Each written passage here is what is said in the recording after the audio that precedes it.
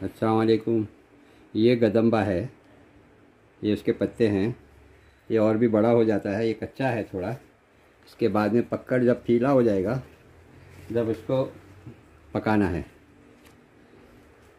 बस बंद कर दो। तो अंदर से ऐसा निकला है, ये रुआ निकल गया है, ये रुआ निकल गया है। ये अंदर से इसको तोड़ेंगे तो अंदर गूदा निकलता है। बस बस। अस्सलाम वालेकुम।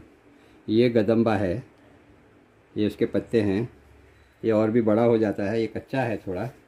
इसके बाद में पककर जब पीला हो जाएगा, जब उसको पकाना है,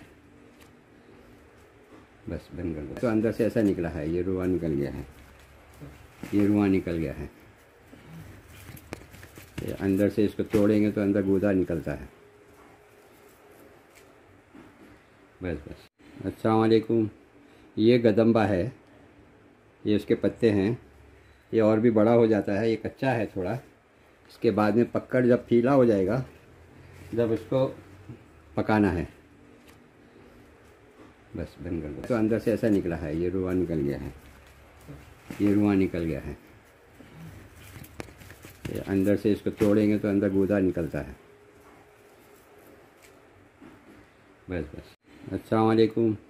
ये गदम्बा है, ये उसके पत्ते हैं। ये और भी बड़ा हो जाता है, ये कच्चा है थोड़ा। इसके बाद में पककर जब पीला हो जाएगा, जब उसको पकाना है,